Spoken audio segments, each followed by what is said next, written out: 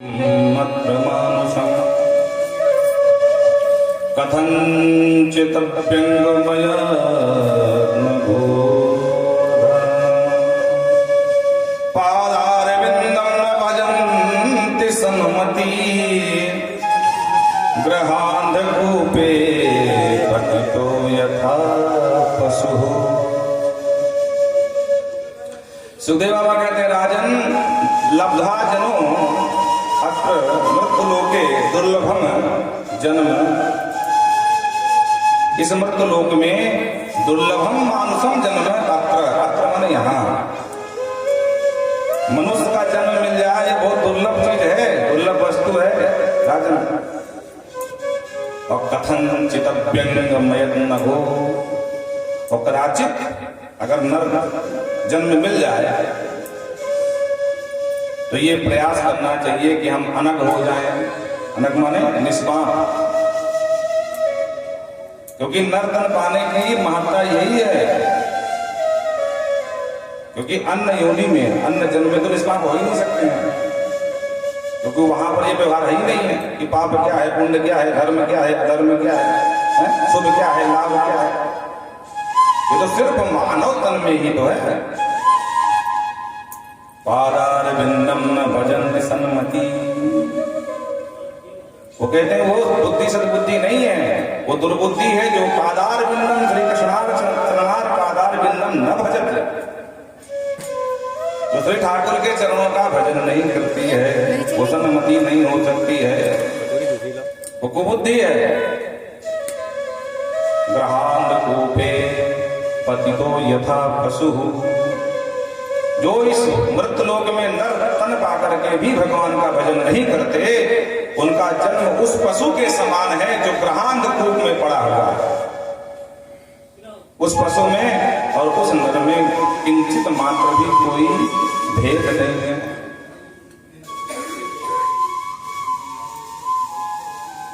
अंधकूप तो आप सब जानते ही होंगे, बोलो राधे राधे। अंधकूप उसे कहते हैं जो दूर से दिखाई ना पड़े। पूर्व काल में राजा महाराजा जल की व्यवस्था के लिए जंगलों में भी कोई कुआं बावड़ी खुदवा देते थे, छोटी छोटी कूप। तो अब राजाओं को तो समय रहा नहीं महाराज, अब तो प्रजातंत्र है, लोकतंत्र है, तो अब उनकी सुरक्षा कौन करे, कोई करने वाला है नहीं। तो धीरे धीरे कुएं का पूरा आकार धीरे धीरे बिगड़ने लगता है, एक एक ईंट खिसकने लगती है। तो उसकी जो जगत होती है ऊपर की बनावट, तो धीरे धीरे बिगड़ जाती है। बचा क्या, सिर्फ कुआं बचा हमारा, और धीरे धीरे इसमें पानी भी नहीं बचता। और कुएं के पास कोई पशु जाता भी नहीं है, क्योंकि सब जानते हैं ये तो अनहित पशु पक्षी जाना। तो जिस स्थान पर कोई आवागमन नहीं होता तो वहां की घास बहुत बड़ी बड़ी हो जाती है, झाड़ियां हो जाती हैं, कटीले वृक्ष उत्पन्न हो जाते हैं, तो दूर से वो कूप दिखाई नहीं पड़ता था। बोलो राधे राधे। और कदाचित कोई पशु घास चरते चरते चरते चरावेगी करते चरते और घास के लालच में एक एक कदम आगे बढ़ाता गया, और एक पल ऐसा भी आया कि धम अधिक कुएं में चला गया। बोलो राधे राधे। और उस कुएं में गिर तो गया, तो अब भगवान ही कृपा करें और कोई गिरते हुए देख ले, या किसी का पालतू जानवर हो, पशु हो, तो बेचारा खोजते खोजते कदाचित उस कुएं तक पहुंच जाए, दिमाग काम कर जाए कि भाई कहीं कुएं नहीं चला गया मेरा बछड़ा। बिना भगवान की कृपा के बगैर जंगल में पहली बात तो कोई जाता नहीं है, और जाएगा तो जिस कुएं में पानी नहीं, कुएं कोई मतलब नहीं जाने का। भाई कुएं के पास आदमी कब जाता है, जब प्यास लगती है। तो जिस कुएं में पानी हो उसी कुएं में जाएगा, और जिसमें पानी ही नहीं है तो कौन जाना है। तो मानो ये कहना चाहते हैं कि वो पशु गिर गया, अब भगवान ही कृपा करें, इन प्रकार है किसी के द्वारा वो दृष्टिगोचर हो जाए कुएं में, तो भगवान उसको बचा सकते हैं। अन्यथा वो वहीं पड़े पड़े भूखों प्यासों से मर जाएगा, कोई उसे बचाने आने वाला नहीं है। उसी तरह ये भी एक कूप है, वो भी ग्रहांध।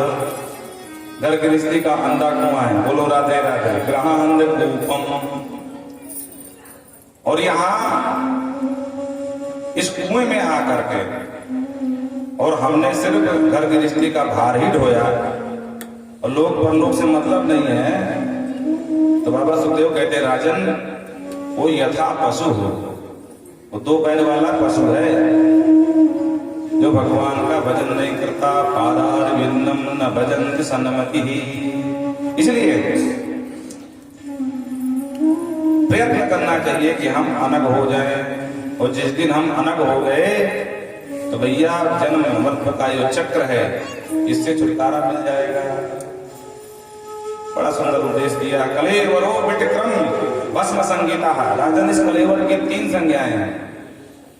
कौन कौन सी? बोले बेट, या तो जंगली,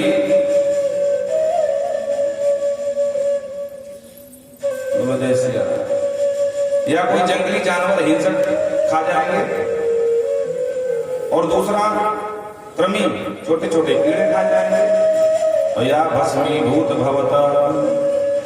तो सीधी सी बात है भाई, अंत्येष्टि के समय 3 प्रक्रियाएं होती हैं। या तो जल में डाल दिया जाता है 100 को, तो वहां जलचर जो जीव है वो खा जाते हैं। तो कीटों में वो भी आ गए। या बहुत करोगे तो नीचे जमीन के नीचे समाधिस्थ कर दोगे तो वहां भी कीट खा जाएंगे, कृमि।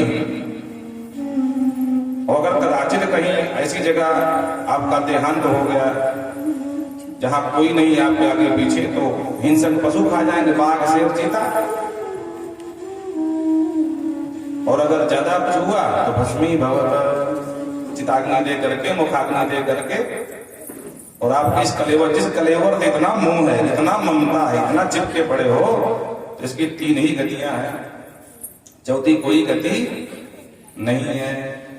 साथी है मित्र गंग के जल बिंदु पान तक, अर्धांगिनी बढ़ेगी तो केवल मकान तक। परिवार के सब लोग चलेंगे तो सिर्फ शमशान तक। बेटा भी हक निभाएगा तो अग्निदान तक। बिंदु जी का बड़ा प्यारा पद है। साथी है मित्र गंगा के जल बिंदु पान तक। बिंदु जी कहते हैं जितने साथी संगी हैं इनका साथ अभी तक है जब तक मुख में गंगा जल नहीं पड़ा, और जिस दिन गंगा जल पड़ गया तो ना कोई किसी का साथी है ना कोई किसी का संगाती है। अर्धांगनी बढ़ेगी तो केवल मकान तक। जिस पत्नी में बड़ा आसक्त है तो उसकी गति कहां तक है? बोले बस देहली द्वार तक है, उसकी आगे उसकी भी गति नहीं है हमारे धर्म में। परिवार के लोगों का बड़ा तुमको बल है, संबल है। जानते हो मेरा बेटा क्या है? क्या भैया? विधायक। अच्छा, हाँ, बोलो राधे राधे। तो परिवार के लोगों का बड़ा संबल है, या डीएसपी है, कमिश्नर है, जज है, जो भी मानना, डॉक्टर, मास्टर, इंजीनियर, जो भी समझना है, बल तो होता ही है। कुछ लोग तुम्हारा अलग दुनिया में रहते हैं। हाँ, चाहे बेटा सीधे मुंह बात ना करे, पर पिताजी को पूछो, और भैया ठीक है, हमारा तो चलो गए। एक सेठ जी थे, बच्चे को बहुत पढ़ाया, बेटी लंदन, वहीं पढ़ा, पढ़ करके वहीं सेटल हो गया, वहीं किसी विदेशी कन्या से विवाह कर लिया, 6 महीने साथ फेरा। बोलो राधे राधे। अब सेठ जी फोन पे फोन घुमा में, बेटा फोन न उठा गया। बहुत दिन बाद कभी कदाचित जानकारी मिली कि बेटा बहू के साथ युक्त हो गया है और वहीं सेटल हो गया। बोलो राधे राधे। अब सेठ जी परेशान, क्या कर, एक ही बेटा हमारा। तो सेठ और सेठानी फोन करते कई वर्ष बीत गए। बेटा एक बात तो कम से कम आ जा, यहाँ अथाह संपत्ति, पूरी जिंदगी को कंजूसाई करके जोड़ा। हाँ, बोलो राधे राधे। एक तो बड़ी बड़ी प्रचलित कहावत है कि सोम कदम शैतान खाता है ना। हाँ, इसे ज्यादा नहीं जोड़ना चाहिए। इतना जोड़ो जितने में अपना जीविका चलती रहे। फोन करते रहे कि भैया कम से कम एक बार तो मिलवे आ जाए। ठीक है पिताजी, तो कहीं उसको किसी कंपनी के साथ, भारतीय कंपनी थी, उससे कोई मीटिंग थी, तो बोले चलो ठीक है आता हूँ। पिता को लगा कि हमसे मिलने आ रहा, वो सीधे आया, दिल्ली में उतरा, पिता के पास न जा करके सीधे होटल पहुंच गया जहाँ ठहरे थे। होटल में मीटिंग किया, अब पिताजी फोन घुमाते ही रहे, होटल से ही लौट गया। बोल वृंदावन बिहारी लाल की। इतना अंत में सदमा पहुंचा उनको कि उन्होंने आत्महत्या कर लिया। बोल वृंदावन बिहारी लाल की। तो ज्यादा किसी से आशा नहीं पालनी चाहिए। आशा एक राम जी से दूजी आशा छोड़ दे, और नाता एक राम जी से दूजा नाता तोड़ दे। हाँ। राम रंग अंग साधु संग पगिए, चाहे भी राखे राम ताही विधि रही। इसलिए शरीर की 3 ही गतियां हैं। और कदाचित आज कथा का विश्राम दिवस भी है, आपको तो पिछले 6 दिन से सुना रहे हैं। और भगवत कृपा से हमारी कथाएं कहीं ना कहीं चलती रहती हैं। यहाँ से उठेंगे 9 पर विश्राम, 10 को जाके मलबा में बैठ जाएंगे, वहां से कथा प्रारंभ है। तो अब ठाकुर जी की सेवा में लगे। और एक बात और है, बहुत लोग नंबर मांगते हैं, तो हमारा ये बैनर लगा है और उसमें हमारा ही नंबर है। जिसको चाहिए वो नंबर ले ले, लेकिन ध्यान रखें कॉल ना करें। शाम को 7 के बाद ही कॉल कर सकते हैं आप। अगर ज्यादा हो सकता है तो व्हाट्सएप में अपना मैसेज डाल दो।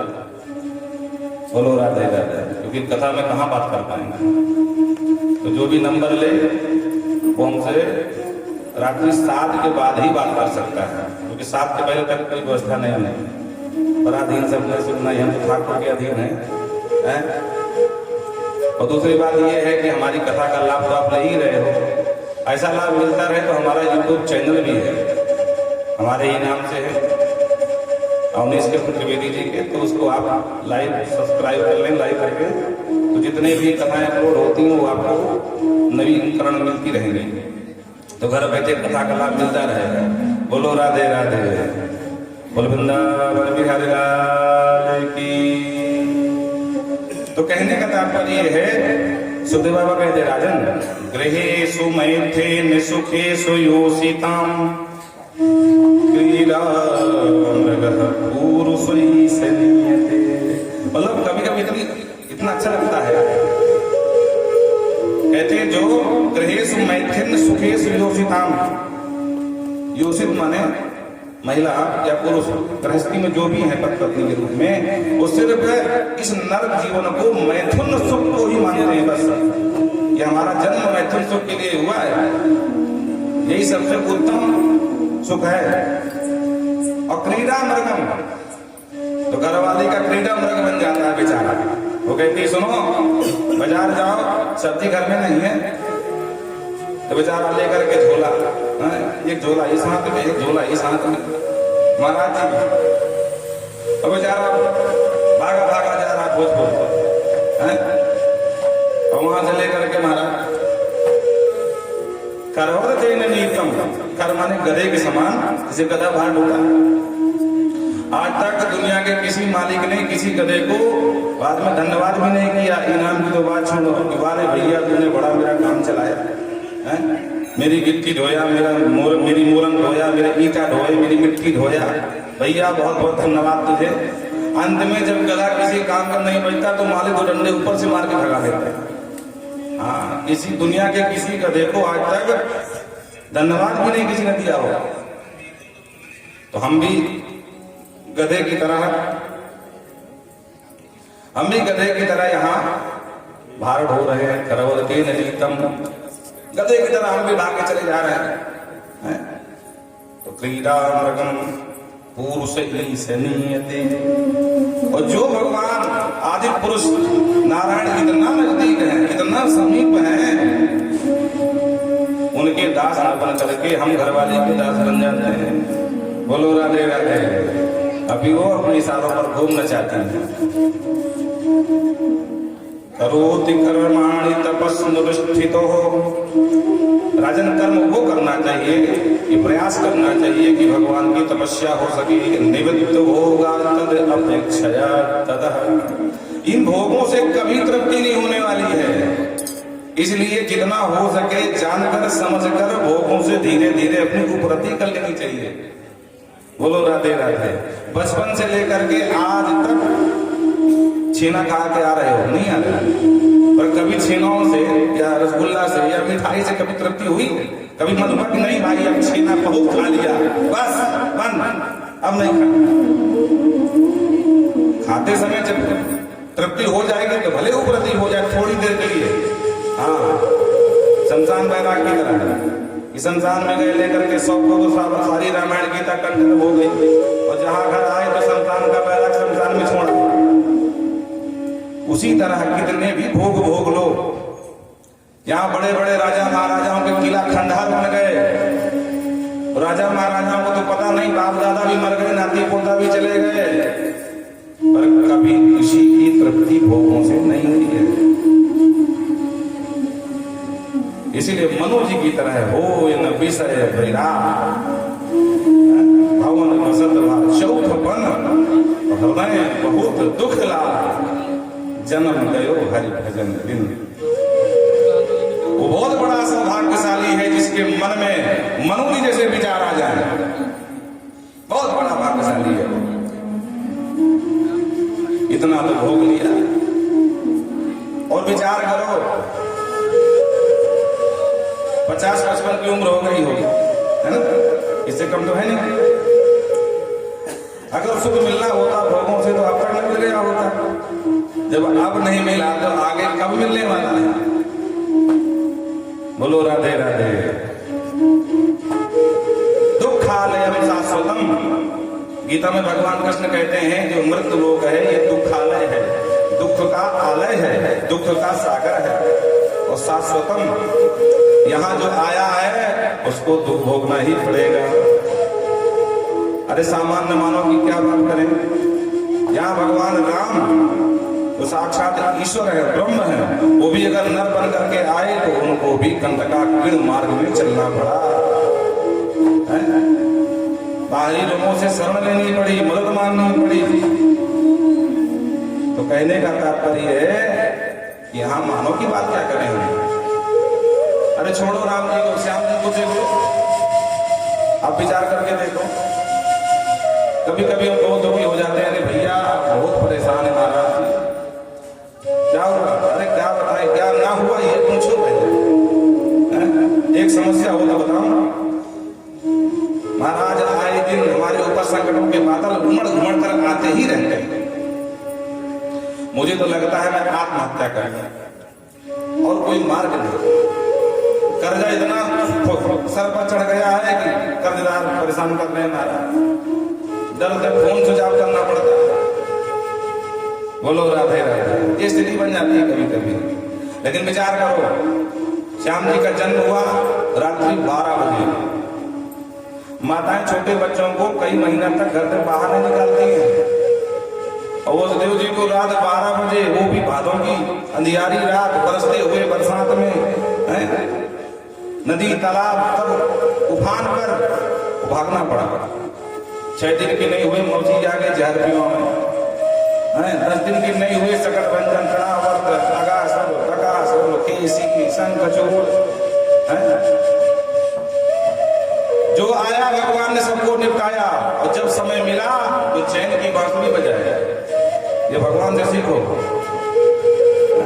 हम कहते हैं ना लोग कि हम बड़े डिप्रेशन में, हमारा डिप्रेशन में चले गए और साथ में गए।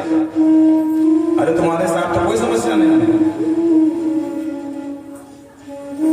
जब असुरों ने परेशान करना चाहा तो असुरों को निपटाया, अब देवताओं ने शुरू कर दिया, ब्रह्मा हो या इंद्र हो, तो उनको भी उनकी भी अकड़ ढीली कर दी महाराज।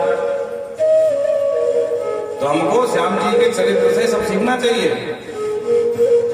उसके बाद मामा जी को निपटा दिए, बोले चैन की बांसुरी बजाऊंगा, तो मामा जी तो निपट गए, लेकिन मामा जी के ससुर जी उसके साथी संगाती महाराज और पीछे पड़ गए, आए दिन मथुरा में आक्रमण करने लगे।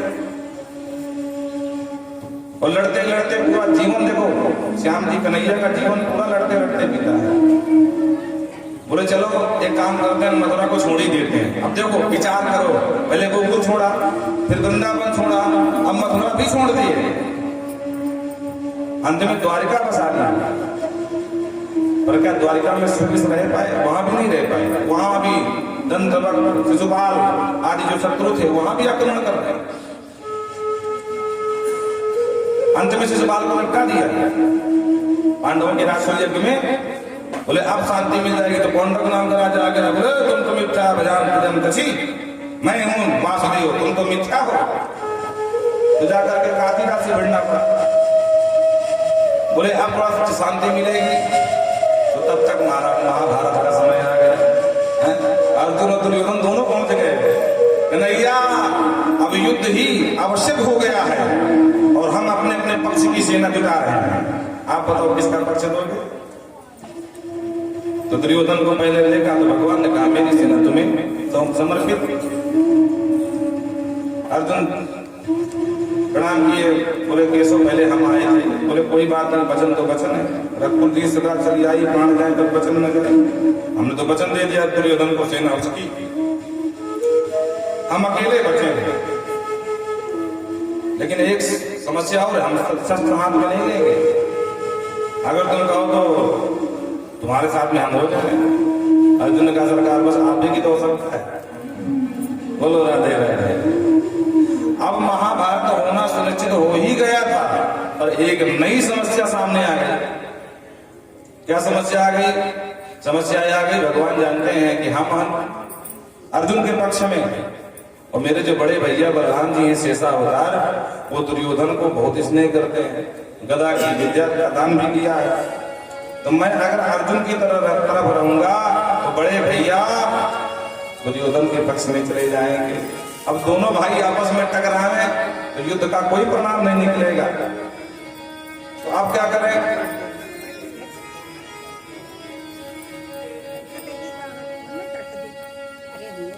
वृंदावन बिहारी लाल की जय। तो भगवान ने तुरंत योजना बनाई, बड़े भैया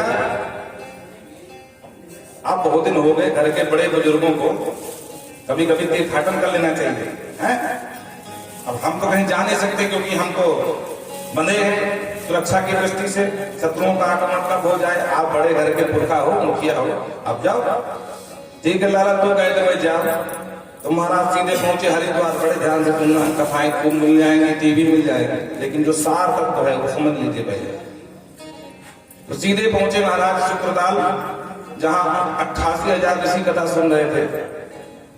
और महाराज रोमहर्षण जी, जिनको सूत भी कहा जाता है, वो व्यास गद्दी पर बैठे थे। तो सीधे बलराम जी पहुंच गए। तो बलराम जी को कथावाचक ने प्रणाम नहीं किया। बलराम जी की कितने वाह, इतना बड़ा अपने आप को विद्वान पंडित मानता है, हमको प्रणाम नहीं करता है। तो महाराज निकाला बगल से कुसा और फेंक करके महाराज रोमहर्षण जी को व्यास गद्दी में निपटा दिया। बोलो राधे राधे। अब संतों का मूड खराब हो गया, अरे महाराज आप ये क्या कर दिए? हम तो 1000 वर्ष का सत्संग कर रहे थे और आपने तो हमारा मनोरथ पूर्ण कर दिया। अब बोलो व्यास जी को निपटा दिया, कथा कौन सुना? अरे तुमने देखा नहीं ये कितना अकड़ के बैठा था, आपको प्रणाम नहीं किया। तब महात्माओं ने समझाया, महाराज वक्ता जब व्यास गद्दी पर होता है तो उससे बड़ा कोई नहीं होता है। अचतुर्वदनो ब्रह्मा दुर्बाहु परो हरि अभाल लोचन शंभु भगवान बालरायण। वक्ता जब व्यास मंच पर होता है तो बिना 4 मुख लगाए हुए भी, एक मुखधारी होते हुए भी ब्रह्मा के समान चतुर्मुखधारी होता है वो। भले 2 हाथ हैं तो क्या हुआ, वो 4 हाथ वाले भगवान विष्णु के समान होता है। अभाल लोचन शंभो, भले 2 नेत्र है वक्ता के, लेकिन त्रिनेत्रधारी भगवान शिव के समान होता है। भगवान बादरायण। आपको कैसे प्रणाम करेगा? आपको खुद प्रणाम करना चाहिए। बोले वाह, तब तो बड़ी समस्या हो गई, ये तो हमसे अपराध हो गया। बोले हाँ। बोले हमारे अपराध का प्रायश्चित कैसे होगा? तो बोले जाओ तीर्थाटन करो, जितने भी तीर्थ हैं आर्यावर्त के सब तीर्थों में स्नान करो, तब आपका प्राचित होगा। बोले ये तो बड़ी समस्या हो गई, कन्हैया से तो बता के आए कि 2-4 दिन में घूम के आ जाएंगे, अब तो हमको लंबी छुट्टी लेनी पड़े महाराज। तो ब्रह्म हत्या का दोष लगा, तो जितने भी भारत के तीर्थ हैं बलराम जी महाराज जाकर घूम घूम के स्नान करते रहे, उधर महाभारत शुरू हो गया और बलराम जी तीर्थाटन कर रहे महाराज। और अंत में बलराम जी जो लौट के पहुंचे कब, जब भीम ने जरा अपने गदा से दुर्योधन की जांग तोड़ दी, तब सबसे अंत में पहुंचते जब पूरा महाभारत में पड़ जाता। बोलो राधे राधे। अब आप बताओ कि भगवान के जीवन में कितनी समस्याएं रही, अपनों को देखना है, पराओं को देखना है, अपनों से भी भिड़ना है, पराओं से भी भिड़ना है, लेकिन कभी मेरे माधव मूल डाक नहीं बैठे, हमेशा मंद मंद मुस्कुराते रहे, क्योंकि इनका नाम ही है मुकुंद। कुंद सकली सुहासा मुकुंद, जो हमेशा कुंद कली की तरह विकसित रहे, खिला रहे मुंह, वही तो मुकुंद है। मुक्तिम ददाति इति मुकुंदा, जो मुक्ति के पात्र भी नहीं है उनको भी मुक्त कर दें, पूतना जैसी हत्यारिन को, उनका नाम मुकुंद है। तो कहते हैं राजन भगवान के जीवन में कभी शांति नहीं रही, फिर भी चेहरे पर कोई प्रभाव नहीं पड़ता, हमेशा एक हाथ में सुदर्शन था तो एक हाथ में बांसुरी की तान थी। जब भी समय मिला चैन की बांसुरी बजाए, जब भी कोई गड़बड़ करने की कोशिश करी तो सीधा सुदर्शन दिखाए, सुनो हम कायर नहीं है, हम सहनशील हैं और हम कायर भी नहीं है। ये समझने की भूल मत कर देना कोई। हमारे धर्म में जितने देवता हैं सबके हाथ में शस्त्र है, इशारा साफ है, ये 100 पीस के लिए नहीं होता शस्त्र। राम जी के हाथ में हमारा धनुष सारंग, और श्याम जी के हाथ में बांसुरी भी है, चक्र भी है, अब बाबा शिव के हाथ में पशुपतास्त्र त्रिशूल, आओ जिसको आना हो।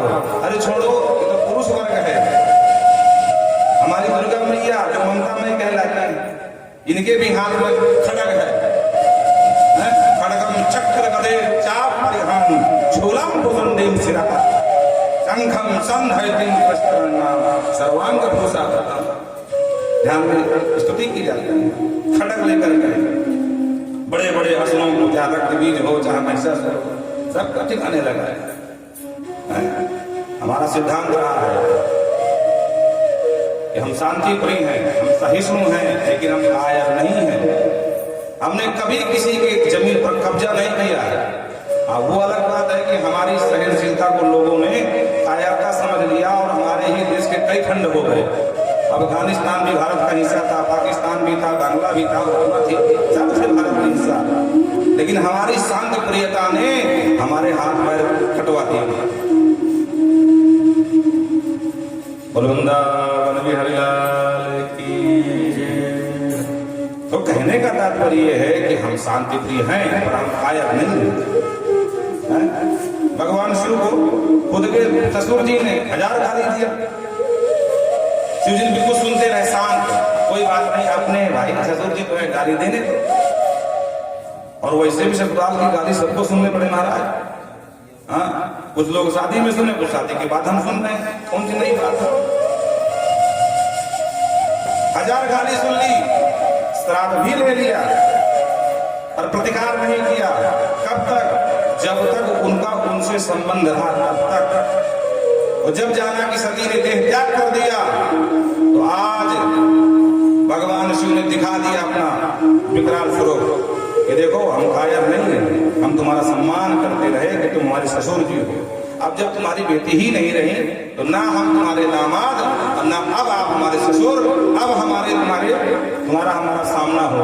और जब सामना हुआ महाराज तो बाबा शिव गए भी नहीं, एक छोटा सा अपना सेवक भेज दिया वीरभद्र को और जाकर पूरे यज्ञ का विध्वंस कर दिया। मानो शिव बताना चाहते हो कि कालम करालम महाकाल कालम के पालम हमारा नाम है, तो ऐसे नहीं है। अगर नमामि समीशान भजोगे तो उसके लिए हम बहुत शांत स्वभाव के हैं, है, लेकिन अब कारण कराल जब जपोगे उसके लिए हमारे पास सब व्यवस्था है। बोलो राधे राधे। वो कोई भी हो, शिवपुराण में जलंधर जैसा अत्याचारी दैत्य कोई हुआ ही नहीं, तारकासुर जैसा कोई हुआ ही नहीं, रावण तो कुछ नहीं था। अब ज्यादा शिवपुराण में नहीं घुसेंगे तो पूरी कथा शिवपुराण की बोलेंगे। तारकासुर जैसे मानव को थोड़ा संकेत दिया है, बस तारकासुर का प्रसंग ही नहीं दिया है। तारकासुर जलंधर जैसे इतने ऐश्वर्य युक्त मदान असुर हुए ही नहीं, रावण तो कुछ भी नहीं थे। और भगवान ने जलंधर को भी अंत में बता दिया कि तुम हमारे ही पुत्र हो, और लेकिन अगर अहित करोगे जगत का तो भले पुत्र हो तो क्या हुआ, तुम्हारा वध करने में हम एक कदम पीछे नहीं हटेंगे। बोलो राधे राधे। आप सभी जानते हैं जलंधर भगवान शिव की ही संतान है। भगवान शिव ने ही जलंधर को जन्म दिया। भगवान शिव की क्रोधाग्नि ही, क्योंकि इंद्र ने अपराध कर दिया था। अब ज्यादा गूगल में पढ़ लेना। बोलो राधे राधे। तो इंद्र के ऊपर कुपित हो गए भगवान शिव, और जो तीसरा नेत्र खोला तो इंद्र को भागते नजर गैल ने भी नहीं मारा। अभी इंद्र आगे आगे और भगवान की क्रोधाग्नि पीछे पीछे। देवगुरु बृहस्पति की कृपा से इंद्र के प्राण बचे। भगवान बोले इसका मैं क्या करूं, क्रोधाग्नि का, बोले सागर में फेंक दो। तो जाकर के भगवान शिव की ही वो क्रोधाग्नि सागर में फेंकी गई महाराज। उसी का नाम है बड़वा नल, तो जल के नीचे पाया जाता है। और वही उसी अग्नि से, क्रोधाग्नि से जलंधर का जन्म हुआ महाराज। लेकिन हाँ महाराज, जब इसका जन्म हुआ उसके बाद से जब तक जीवित रहा वो अत्याचार फैलाया।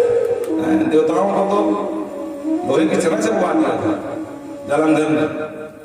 भगवान शिव अंत में समझाते रहे, लेकिन जब समझ में नहीं आया तो वध करने में भी किंचित मात्र संकोच नहीं किया, वध करके दिखा दिया कि अगर हम जन्म भी दे सकते हैं तो तुम्हारा मरण भी हम कर सकते हैं। बोलो राधे राधे। हम सनातनी हैं, हम सहिष्णु हैं, हम सहनशील हैं, लेकिन हमारी सहनशीलता कोई कायरता समझे ये बर्दाश्त नहीं है।